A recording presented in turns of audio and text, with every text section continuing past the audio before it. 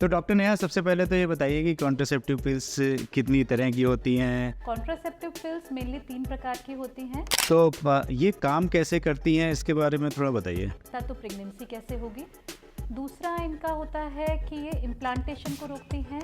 अच्छा, वीकली और ये कॉन्टिन्यूटी इनकी 21 दिन वाली जो है, तो इन दोनों में फेल्यूर रेट कितना रहता है? जो 21 दिन वाली गोली होती हैं कंटिन्यूस पिल्स, ये ज़्यादा सेफ होती हैं। इनमें अगर पेशेंट बिल्कुल ठीक तरीके से खाती है। अच्छा, एक चीज़ और बताइए कि मान लीजिए अभी न्यूली मैरिड हैं, अब उनको तो मतलब काफ़ी टाइम मिल रहा है, बेसिकली पिल्स एकदम सेफ हैं, पिल्स बिल्कुल सेफ हैं। तो आज कल कॉलेज गर्ल्स, अनमैरिड गर्ल्स बहुत यूज़ कर रही हैं, ये डाटा भी है। देखिए, इमरजेंसी कॉन्ट्रासेप्टिव केवल इमरजेंसी यूज़ के लिए है। नमस्कार, वंदे मातरम, जय हिंद। एक बार फिर से आपका बहुत बहुत स्वागत है तिवारी जी टॉक शो में। आज भारत जनसंख्या में नंबर 1 स्थान पर पहुंच गया है। ऑप्शंस बहुत से अवेलेबल हैं, लेकिन लोगों में अभी भी जागरूकता की कमी है। आज हम बात करने वाले हैं कॉन्ट्रासेप्टिव पिल्स के बारे में, यानी कि गर्भ निरोधक गोलियों के बारे में। इनको कैसे इस्तेमाल करते हैं, किस महिला के लिए कौन सी कॉन्ट्रासेप्टिव पिल्स ज़्यादा अच्छी रहती है। आज हमारे साथ में हैं डॉक्टर नेहा पोद्दार, जो कि एक गायनेकोलॉजिस्ट हैं और गाजियाबाद में प्रैक्टिस करती हैं। तो डॉक्टर नेहा, सबसे पहले तो ये बताइए कि कॉन्ट्रासेप्टिव पिल्स कितनी तरह की होती हैं और कैसे यूजेस होता है। पहले तो ये बताइए कि होती कितनी तरह की हैं ये। धन्यवाद तिवारी जी, फिर से मुझे तिवारी जी टॉक शो पे बुलाने के लिए। कॉन्ट्रासेप्टिव पिल्स मेनली 3 प्रकार की होती हैं। एक होती हैं कंटिन्यूअस पिल्स, जिनको 21 दिन या 24 दिन तक खाना होता है। दूसरी होती है वीकली पिल्स, जिनको इनिशियली वीक में 2 बार और बाद में सिर्फ 1 ही बार खाना होता है हफ्ते में। तीसरी होती है इमरजेंसी कॉन्ट्रासेप्टिव्स, जिनको कॉन्टैक्ट के 72 घंटों के अंदर खाना होता है। लेकिन अगर अभी तक आपने तिवारी जी टॉक शो को सब्सक्राइब नहीं किया है तो पहले सब्सक्राइब कर दीजिए।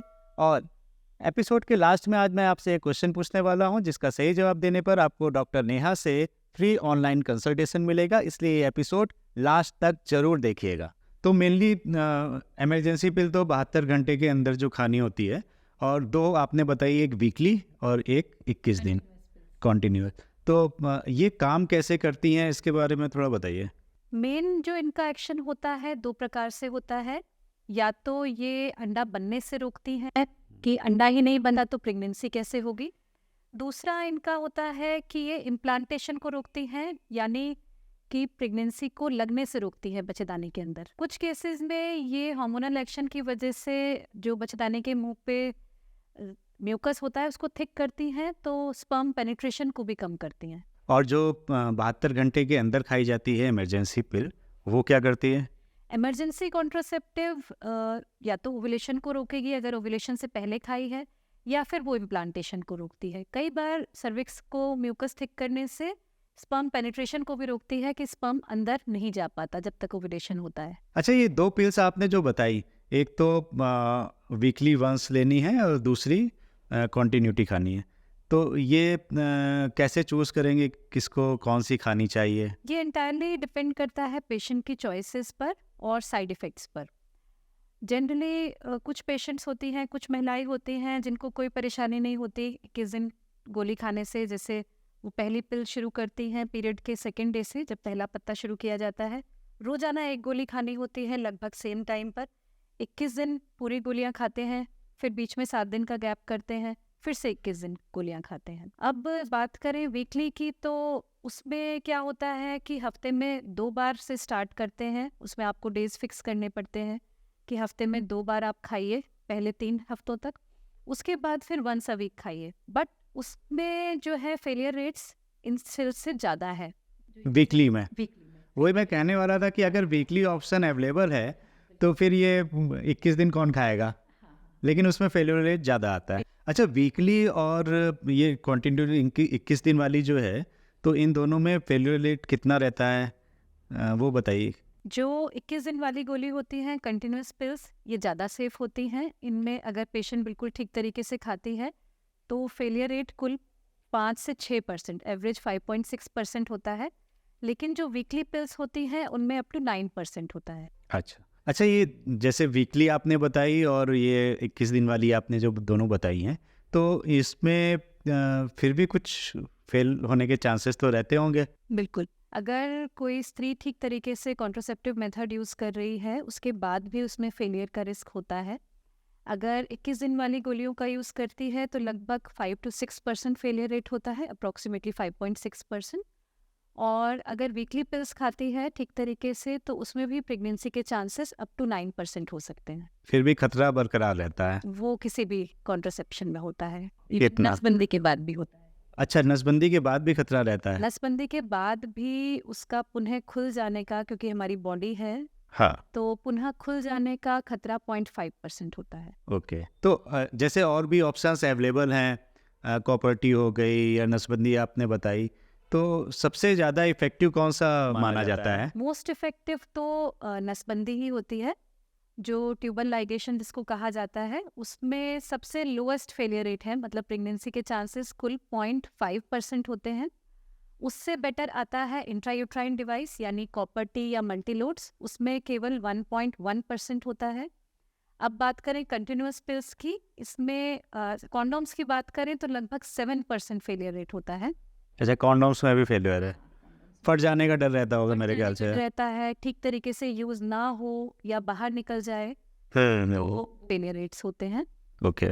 और जो है अगर कंबाइंड पिल्स की बात करें अप्रोक्सीमेटली 5.6% फेलियर रेट है, और वीकली पिल्स में 9%। मेल्स में जो नसबंदी होती है और वुमेन्स में, तो दोनों में कौन सी ज़्यादा इफेक्टिव होती है? ये एंटायरली पेशेंट की चॉइस है, फेलियर रेट्स दोनों में है, ऐसा नहीं है कि कौन सी ज़्यादा इफेक्टिव है।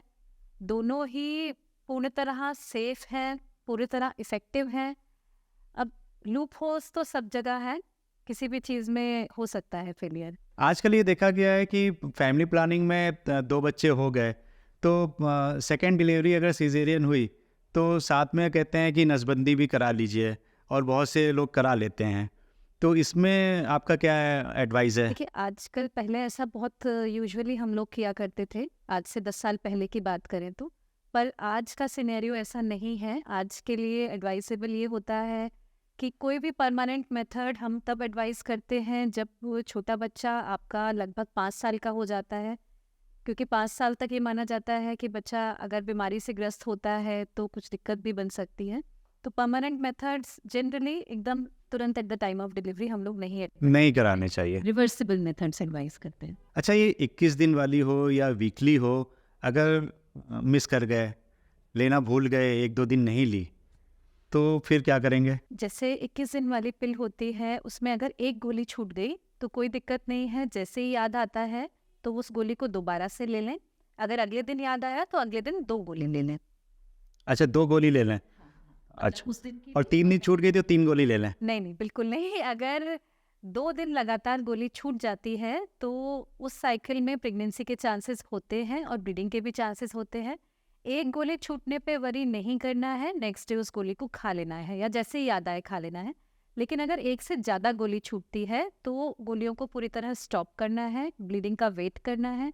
जब पीरियड आ जाता है तो उसके बाद दोबारा से नया पत्ता शुरू करना है। जनरली महिलाओं में साइड इफ़ेक्ट को लेके काफ़ी चिंता रहती है कि मैं गोली खाऊंगी, क्या होगा आगे चल के, साइड इफ़ेक्ट हो सकता है मैं कंसीव ना कर पाऊँ, या बहुत से साइड इफ़ेक्ट। तो इसमें साइड इफ़ेक्ट क्या आते हैं, बहुत कॉमन साइड इफ़ेक्ट? वो देखिए, जैसे जो कॉन्ट्रासेप्टिव पिल्स हम पिल्स कॉन्ट्रासेप्शन के लिए यूज़ करते हैं, वो जनरली बहुत लो डोज पिल्स होती हैं और उनमें साइड इफ़ेक्ट्स भी बहुत कम होते हैं। जिन स्त्रियों में होते हैं वो पूरी तरह से रिवर्सिबल होते हैं। लॉन्ग टर्म फर्टिलिटी पे इसका कोई इफेक्ट नहीं है। पिल्स जैसे ही स्टॉप करती हैं, नेक्स्ट साइकिल में प्रेगनेंसी के चांसेस होते हैं, इनफैक्ट प्रेगनेंसी के चांसेस बढ़ भी जाते हैं। और साइड इफ़ेक्ट्स की बात करें तो साइड इफ़ेक्ट्स बहुत नॉर्मल साइड इफ़ेक्ट्स हैं, जैसे पेट में भारीपन लगना, किसी किसी को थोड़ा उल्टी जैसा फील होना, ब्रेस्ट में हेवीनेस होना, या फिर थोड़ा मूड स्विंग्स होना। कुछ पेशेंट्स में थोड़ा सा हेडेक की टेंडेंसी बढ़ती है और नींद आती है, तो उनमें एडवाइस किया जाता है कि आप पिल रात में लें। लेकिन अगर हाई डोज पिल्स ली जाती है, high dose pills generally contraception के लिए नहीं यूज़ होती हैं, दूसरे कारणों के लिए, ब्लीडिंग कंट्रोल करने के लिए यूज़ की जाती है। अगर वो पिल्स बहुत लंबे समय तक यूज़ करी जाती हैं तो उनमें थोड़ा हाइपरटेंशन का, शुगर गड़बड़ाने का, हार्ट डिजीज़ का, और स्ट्रोक का रिस्क बढ़ जाता है, लेकिन लंबे समय तक लेने पे और हाई डोज पिल्स लेने पे। जो पिल्स जनरली कॉन्ट्रासेप्शन में यूज़ करते हैं वो बहुत लो डोज पिल्स होती हैं और उनमें साइड इफ़ेक्ट्स जनरली ना के बराबर होते हैं। अच्छा, एक चीज़ और बताइए कि मान लीजिए अभी न्यूली मैरिड हैं, अब उनको तो मतलब काफ़ी टाइम मिल रहा है, तो किसी ने 30 साल में चालू करी, किसी में 40 साल में चालू करी, तो ये एज वाइज कुछ ऐसा करते हैं कि हाँ न्यूली मैरिड हैं तो इनको ये करना चाहिए, पिल्स ले ना लेनी चाहिए, या सेफ क्या रहता है? बेसिकली पिल्स एकदम सेफ हैं, पिल्स बिल्कुल सेफ हैं। इमरजेंसी कॉन्ट्रासेप्टिव को एज अ रूटीन कॉन्ट्रासेप्शन नहीं यूज़ करना चाहिए, क्योंकि वो आपकी साइकिल को पूरी तरह डिस्टर्ब कर देता है, ब्लीडिंग बीच में आने लग जाती है। अच्छा, एक चीज़ और बताइए, जैसे आप न्यूली मैरिड हैं तो अभी वो 22, 25, 26, 28 साल के, तो काफ़ी लंबा समय उनको है, तो उनको क्या एडवाइस करेंगे? और जो मान लीजिए 30 साल 40 साल हैं, वो चलिए ठीक है, वो कॉन्ट्रासेप्टिव पिल्स पे आ सकते हैं, लेकिन अगर वो लेना चालू करेंगे तो उन्हें बहुत लंबे 20-25 साल तक लेना पड़ेगा, 30 साल तक, तो उसमें साइड इफ़ेक्ट कुछ ज़्यादा लॉन्ग टर्म आते हैं क्या? ओरल कॉन्ट्रासेप्टिव पिल्स अगर लो डोज में ली जाती हैं तो जनरली बिल्कुल सेफ हैं, और न्यूली मैरिड कपल्स में तो बहुत एडवांटेज है इनका, और फर्स्ट लाइन मेथड माना जाता है इनको न्यूली वेडिड कपल्स में। ये साइकिल्स को रेगुलर रखती हैं और एकदम सेफली यूज़ करी जाती हैं। लेटर ऑन अगर लॉन्ग टर्म कॉन्ट्रासेप्टिव्स की बात करें तो उसमें और भी मेथड्स हैं, हालांकि पिल्स भी कंटिन्यू कर सकते हैं, लेकिन इसमें भूल के चांसेस होते हैं क्योंकि रोजाना खानी है। तो लॉन्ग टर्म कॉन्ट्रासेप्टिव्स उसमें एडवाइस किए जाते हैं, जो कि 5 साल या 10 साल तक इफेक्टिव होते हैं। ओके। अच्छा, ये किसको नहीं लेना चाहिए? तो कुछ वो भी बता दीजिए कि किन-किन को ये पिल्स नहीं लेनी चाहिए? Oral contraceptive pills generally uncontrolled hypertensives में, अनकंट्रोल्ड डायबिटीज़ में, सीजर पेशेंट्स में जिनको दौरे पड़ते हैं, कैंसर के पेशेंट्स में, जिन पेशेंट्स को लिवर डिजीजेज है उनमें कॉन्ट्राइंडिकेटेड होती हैं। स्मोकर्स में भी अवॉइड करने चाहिए क्योंकि वो हार्ट डिजीज़ का रिस्क बढ़ाता है। अगर पास्ट कोई हिस्ट्री है थ्रोम्बोएम्बोलिज्म की, मतलब जैसे पैर की नस में कोई खून का थक्का फंस गया या फिर कोई स्ट्रोक हुआ कभी, तो उनमें नहीं ले सकते। अच्छा, ये एक चीज़ और बताइए, जो इमरजेंसी पिल है 72 घंटे के अंदर लेने वाली, तो आजकल कॉलेज गर्ल्स, अनमैरिड गर्ल्स बहुत यूज़ कर रही हैं, ये डाटा भी है। तो अनमैरिड गर्ल्स में लॉन्ग टर्म में क्या कंसीव करने में कोई दिक्कत आ सकती है इसके इस्तेमाल से? क्योंकि मान लीजिए वीक में 3 बार खा लिया, महीने में 8-10 बार खा ली, अब उनको नॉलेज नहीं है, मेडिकल स्टोर पे जाके खरीदी, और सबको आजकल पता है अनवांटेड 72, तो ये क्या लॉन्ग टर्म में बताइए कंसीव करने में दिक्कत आती है या कोई इसका प्रॉब्लम्स आती है? देखिए, इमरजेंसी कॉन्ट्रासेप्टिव केवल इमरजेंसी यूज़ के लिए है। Emergency contraceptive long term use के लिए बिल्कुल नहीं है, क्योंकि ये साइकिल्स को डिस्टर्ब करती है, इरेगुलर ब्लीडिंग कॉज करती है। अगर आपके पीरियड्स डिस्टर्ब होंगे, हार्मोनल इम्बैलेंस होगा, वो किसी ना किसी तरीके से फर्टिलिटी पे इफेक्ट डालेगा। और ये कोई ऐसी दवा नहीं है कि जिसको आप एक रेगुलर कॉन्ट्रासेप्टिव की तरह यूज़ कर सके। ये सिर्फ इमरजेंसी के लिए है। आप प्रॉपर कॉन्ट्रासेप्टिव मेथड यूज़ करें, अपने डॉक्टर को कंसल्ट करें। और इसमें जनरली ऐसा नहीं है कि डायरेक्टली ये इम्पैक्ट डालेगी फर्टिलिटी के ऊपर, लेकिन because of the risk of irregular periods, irregular bleeding and hormonal imbalance, ये कहीं ना कहीं इफेक्ट ज़रूर डालती है। तो डॉक्टर नेहा, ये बताइए कि किस महिला को कौन सा ऑप्शन चूज़ करना चाहिए, वो कैसे चूज़ करें? ये एक बहुत अच्छा सवाल है, क्योंकि इस चीज़ को एड्रेस करना बहुत ज़रूरी है। स्पेशली जो आपने पहला क्वेश्चन पूछा कि पोस्ट कॉइटल पिल तो टीवी पे आती है, उसका ऐड आता है, हर केमिस्ट बताता है, लिख देता है, तो यंग गर्ल्स को पता है कि वो एक ऑप्शन है। उसके अलावा क्या ऑप्शन है और क्या सेफ है वो किसी को नहीं पता। तो जिनमें प्रेगनेंसी अभी तक नहीं हुई है या प्रेगनेंसी नहीं चाहिए फर्स्ट बेबी से पहले, चाहे आप मैरिड हैं चाहे अनमैरिड हैं, तो बेस्ट ऑप्शन होता है ओरल कॉन्ट्रासेप्टिव पिल्स का, जो 21 दिन की गोलियां होती हैं, लगातार 21 दिन खानी होती हैं, बीच में गैप करना होता है 1 वीक का, और फिर 21 दिन खानी होती हैं।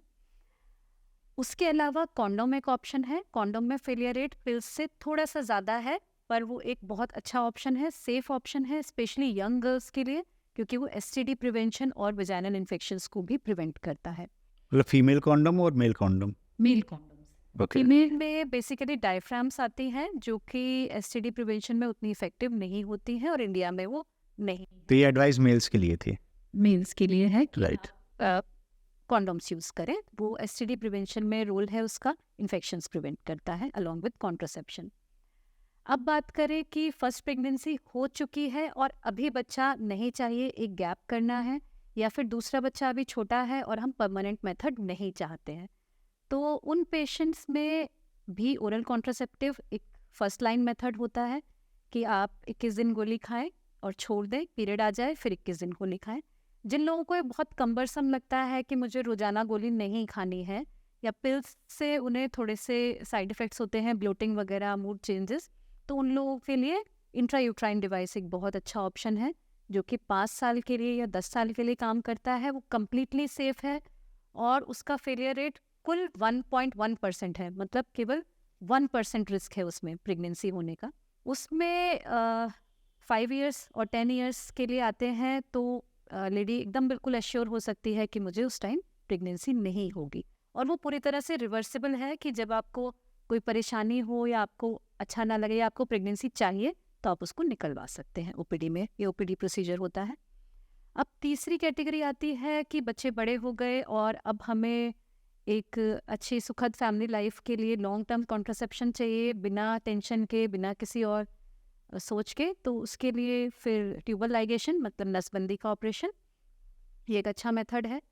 बाकी और भी कुछ मेथड्स हैं, इंजेक्टेबल कॉन्ट्रासेप्टिव आती हैं, वीकली पिल्स आती हैं, उनमें थोड़ा सा पीरियड्स की रेगुलरिटी एक इशू होता है, हालांकि वो बिल्कुल पूरी तरह से कम्प्लीटली सेफ है। आप ज़रूर अपने डॉक्टर को कंसल्ट करें। Instead of taking emergency contraceptive pills, unwanted pills, आप एक सेफ कॉन्ट्रासेप्टिव मेथड यूज़ करें।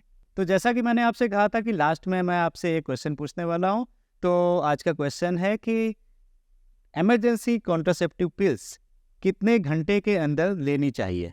कमेंट करके हमें सही जवाब दीजिए और एक लकी विजेता को डॉक्टर नेहा पोद्दार के साथ में फ्री कंसल्टेशन मिलेगा। तो आज आपने देखा कॉन्ट्रासेप्टिव पिल्स के बारे में डॉक्टर नेहा ने कितनी अच्छी तरह से हम लोगों को सारी जानकारी दी। इसी तरह हमारे साथ जुड़े रहिए। कोशिश है कि और अच्छे अच्छे टॉपिक्स पे आपके सामने वीडियो लेके आऊँ। तब तक आप मेरा चैनल ज़रूर सब्सक्राइब कर दें, क्योंकि हमें हौसला मिलेगा तो हम आगे और अच्छा काम करेंगे। अपनी सेहत का तब तक बहुत बहुत ध्यान रखिए।